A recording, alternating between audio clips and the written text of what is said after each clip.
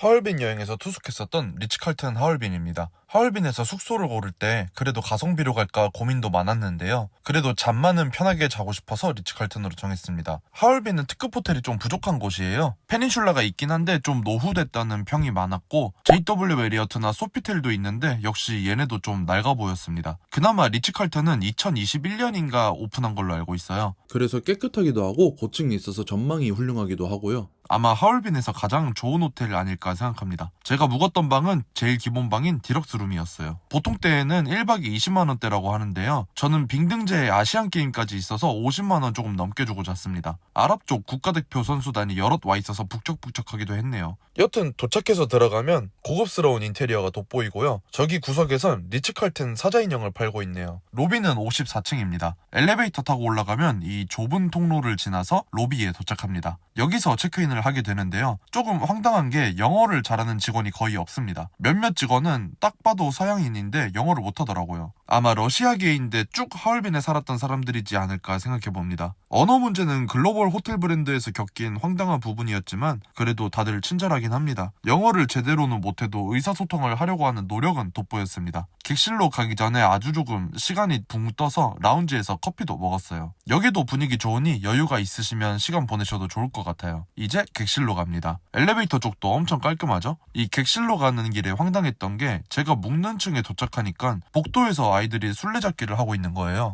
사실 이것까지는 그냥 어린애들이니까 그러려니 했는데 그 술래가 애들 엄마였습니다. 처참한 공중의식에 심각하게 놀랬고요. 객실로 짐 가져다준 직원한테 조용히 좀 시켜달라고 말했는데 그러고도 한참을 시끄럽게 굴더라고요. 쉽지 않습니다. 여튼 객실, 전형적인 호텔 룸인데요. 이쁘고 깔끔하고 쾌적하고 넓습니다. 다른 것보다 이 넓다는 느낌이 강하게 느껴지더라고요. 여기가 왜인지는 모르겠는데 공식 홈페이지에서도 객실에 대한 정보가 자세히 없었어요. 약간은 걱정스러운 마음으로 왔던 건데 쓸데없는 걱정이었습니다. 그리고 무엇보다 주변에 전망을 방해하는 건물이 없어서 최상단층도 아니고 오히려 층수가 낮은 편임에도 불구하고 전망이 훌륭했어요. 시원시원합니다. 뭔가 화려한 도시는 아니지만 얼어붙은 강이랑 이 삭막한 도시랑 해서 좀 이색적으로 느껴지기도 하더라고요. 체크인 하자마자 이 대낮 풍경도 훌륭하지만 서서히 해가 지는 일몰 시간 그리고 야경까지 모두 끝내주는 편이니까요. 이 뷰 때문에라도 하얼빈까지 방문하셨다면 리츠칼튼 추천드릴 수 있을 것 같아요. 이런 기회 아니면 저렇게 꽁꽁 얼어있는 송화강을 또 언제 이런 높이에서 보겠어요. 그리고 아침 일찍 일어나면 이렇게 안개가 좀 껴서 신비로워 보이는 뷰도 볼 수 있습니다. 확실히 제가 갔던 때가 날씨가 좋은 편이긴 했던 것 같습니다. 다시 침실을 보면 여기도 역시 쾌적합니다. 저는 남정네 둘이서 간 거라 트윈룸이었는데요. 침대 하나하나가 이미 퀸 사이즈인 것처럼 느껴졌어요. 충분히 넓습니다. 리츠칼튼 침대는 매트리스가 엄청 두꺼운 편이에요. 그래서 폭신폭신 푹 잘 수 있습니다. 저는 여행, 특히 낯선 나라에 해외여행을 오면 잠자리가 정말 중요한 것 같더라고요. 그런 면에서 여기는 아주 만족스러웠습니다. TV는 평범합니다. 그리고 고층 건물이라 그런지 채광이 좋아서요. 객실이 전반적으로 화사하게 연출이 됩니다. 그래서 이 밝은 톤 인테리어가 더 고급스러워 보이는 것도 있는 것 같아요. 침대 양옆에는 당연히 선반이 있고요. 무선 충전기도 있고 블루투스 스피커인지 뭔지 모르겠는데 레트로한 기계도 있었어요. 리모컨이 이쁜 상자에 담겨 있었네요. 창가에는 간단한 탁자가 마련되어 있었고요. 사실 항상 좋은 호텔 가도 업무를 가지고 가지 않는 이상 이 탁자는 항상 백팩 짐 풀어두는 용도로 쓰는 것 같아요. 그래도 이번 투숙에서는 뷰도 좋고 그래서 의도적으로 앉아서 시간을 좀 보내보려고 노력해봤습니다. 이 탁자 옆에 미니바 공간이 있습니다. 이마저도 고급스러워서 너무 마음에 들었는데요. 이 옥색 상자 안에 커피컵이 있고 그 아래에 커피 캡슐이 있어요. 무료 물도 넉넉히 챙겨주십니다. 이 아래에는 유리잔이랑 뭐 사먹을 수 있는 음료들이 몇 보이는데 편의점이 근처에 있기 때문에 건드리지 않는 것으로 합니다. 그 옆에도 벽이 열리는데 이 견과류 역시 건드리지 않았습니다. 그리고 침실 구석에는 작은 공간이 하나 보이는데 짐칸입니다. 여기에 우산도 있고 가운도 있습니다. 그리고 캐리어를 펼쳐놓을 수 있는 선반이 아주 넉넉하게 마련되어 있고요. 이게 메인이겠죠? 여기 아래 서랍에는 도무지 무슨 용도인지 알 수 없는 빨간 제품이랑 금고 그리고 라운더리백 2개가 있고 고급스러운 슬리퍼랑 구두 주걱 등등이 있었네요. 구성품 하나하나 고급스럽게 잘 마련되어 있습니다. 여기 짐칸 구석에 콘센트도 있는데 이건 용도를 모르겠네요. 그리고 욕실입니다. 하얀색 대리석으로 딱 구성된 게 깔끔하죠?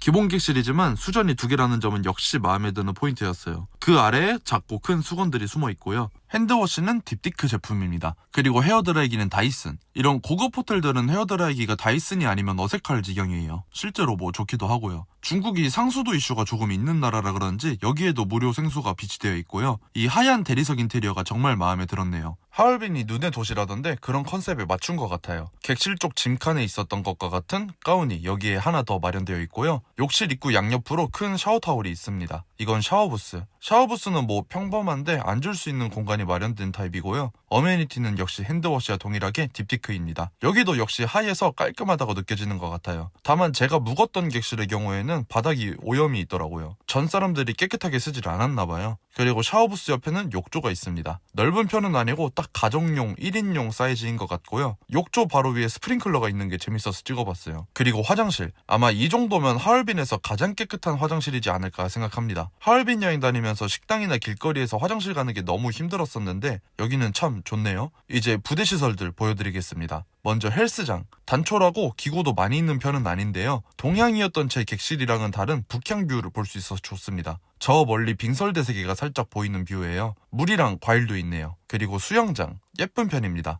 요즘 수영장들은 훌륭한 곳이 많아서 여기가 막 특출나다 이런 건 당연히 아니긴 한데요. 그래도 이 정도면 도심 럭셔리 호텔들 중에서는 꽤 훌륭한 편이라 생각합니다. 무엇보다 넓어서 전투 수영도 방해 없이 할 수 있거든요. 선베드도 넉넉해서 쉬기에도 좋고요. 추운 하얼빈에서 수영복 입고 쉴 수 있는 꽤 재밌는 곳입니다. 저는 기왕이면 여기까지 오셨다면 수영장도 들리셔서 시간 보내시는 걸 추천드립니다. 그리고 수영장뿐만 아니라 사우나도 훌륭한데요. 제가 갔을 때는 사람이 한 명도 없어서 찍어봤네요. 추운 동네에서 뜨끈하게 몸 지지는 것도 굉장히 행복한 일이죠. 수영장 가는 길 탈의실에 딸려 있어요. 탈의실도 엄청 깔끔하고요. 이제 아침에 먹었던 조식당입니다. 체크인했었던 54층에 있고요. 뷔페식이에요. 사실 별 기대는 안 하고 갔었는데 생각보다 나쁘지 않았어요. 뷰는 거의 대부분 서향이라 조식 먹는데 햇빛이 강하지 않은 것도 좋았습니다. 커피 먼저 주셨고요. 일단 에그 스테이션에서 주문할 수 있는 계란 후라이와 에그 베네딕트 둘 다 딱 무난한 수준에 상상할 수 있는 그런 맛입니다. 기본 정도는 하는 조식당이구나 하는 인상을 줍니다. 그 외에도 음식 가짓수가 다양한 편이에요. 그래도 리츠칼튼이니 서양식 요리가 여럿 있고요. 소세지, 베이컨 같은 유의미한 것들도 갖춰져 있습니다. 아침 식사를 위한 시리얼도 종류별로 잘 갖춰진 것도 좋았네요. 음료도 무제한이고요. 그리고 중국인이 당연히 중식 아침밥도 엄청 다양합니다. 일단 이런저런 볶음 요리가 다양하게 있어요. 근데 아침부터 이런 게 들어가는지는 잘 모르겠네요. 중국 사람들은 이런 것도 다 아침에 먹나 보죠? 그리고 만두.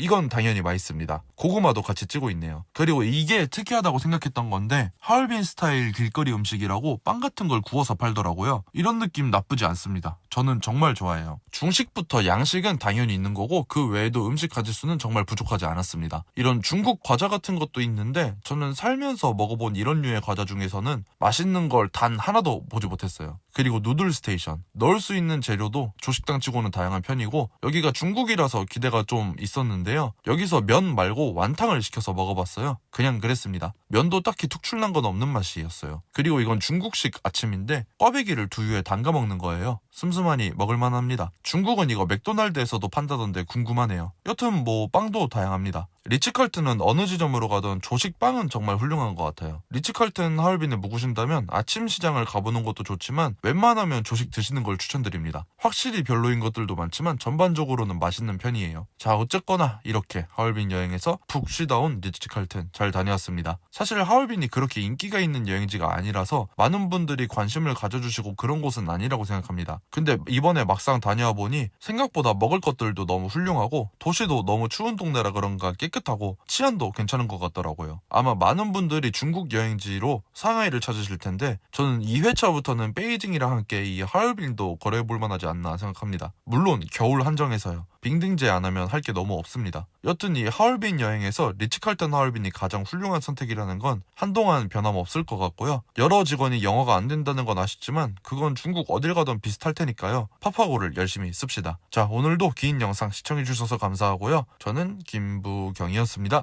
감사합니다.